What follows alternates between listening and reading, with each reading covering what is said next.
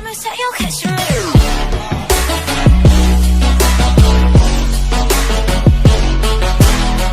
What's good, YouTube? It's your boy J Gamer back at it again with another video, man. I know it's been a long time since you guys have seen my face, but don't worry, you'll get a lot of me in the future. I'm back, man. I'm back with my prediction videos. I'm back with my UFC gameplays. As you can see, I've uploaded at least 4 videos now of UFC 4. But my favorite is to do the predictions and just discussing the fights and, you know, just talking about fights. That's my favorite thing to do, which is very weird. I like just talking about fights and just talking about UFC. So today we're just going to go over UFC 252, which took place yesterday. Today's Sunday, by the way, that I'm recording this. But yeah, man, the greatest UFC heavyweight fight of all time for right now. I know when John fights Stipe, that's going to be the greatest heavyweight fight of all time. But yeah, man, UFC 252 was fucking great. Stipe did his thing. Of course, the eye pokes were a big issue in that fight. Daniel Cormier couldn't see out of his left eye at the end of the fourth round. I believe it happened at the end of the 4th round. He couldn't see. So 2 rounds he fought with one eye just completely blacked out. Watch the post-fight interview with Daniel Cormier. Joe Rogan asked him, he was like, so the eye poke, he was like, yeah, man, I can't fucking see out of my left eye. So that was fucking nuts. But he did poke Stipe in the the second round of the fucking fight. He poked Stipe in the eye again. And if you guys know, the second fight that they fought, DC poked Stipe in the eye numerous times. He had a detached retina, caused Stipe to wear glasses and stuff. And the craziest part of it all, the ref didn't see none of the eye pokes. So DC poked him in the eye and just kept punching him in the fucking face. And, you know, Stipe still managed to win that second fight. 3rd fight come around, eye pokes again. Now this time, Stipe is the one who had the worst eye poke of them all. Freaking knuckle in. Just imagine that. Knuckle in. All this right here in your fucking eyes, dude. So I feel for DC, but eye pokes are the thing of the game now, I guess, you know, especially with these guys. But damn, they gotta change those gloves, man. But Justin Gaethje's head coach has a great design on new UFC gloves, on what the UFC should use. Daniel Cormier took Stipe down in the 1st round. I was worried, but as soon as Stipe got right back up, I'm like, bro, Stipe has this. Like, usually nobody gets right back up from Daniel Cormier's takedowns. And just to see Stipe with the ability to pop right back up like it was nothing, that showed that he'd been working on his wrestling. He is a wrestler. His traditional background was wrestling anyways, but just for him to get back up from that, it shows that, you know, it's going to be a rough ride for DC if he really decides to wrestle.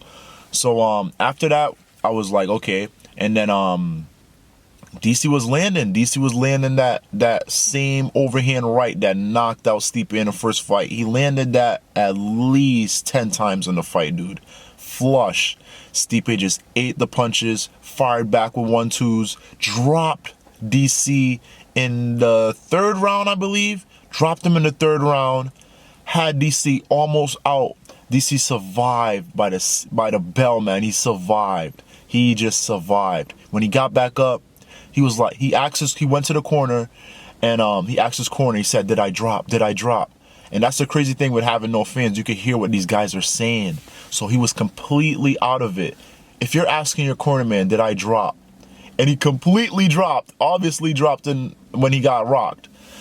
That you could just tell you he was out of it. He was almost gone. And he survived and then came back in the 4th round, got eye poked and fought the rest of the fight with one eye. Big shouts out to DC, man. He did his thing. He fought with one eye, dude. He fought with one eye. He did get dropped and he was losing, but you have to take into consideration he did fight that fight with one eye. Stipe still did his thing. He just fucking canceled out the wrestling. He just he got those underhooks on DC. Every time, a huge concern of Stipe was using the smaller cage. The smaller cage is going to be to DC advantage because he's a great wrestler. He's an Olympic caliber wrestler. And Stipe was like, dude, come on, let's get the bigger cage. But it turns out that the smaller cage worked into Stipe's advantage, because every time he would get close to the cage, he would shove Daniel Cormier up against the cage and control him with underhooks. Just control him there. Just lean his body weight on him.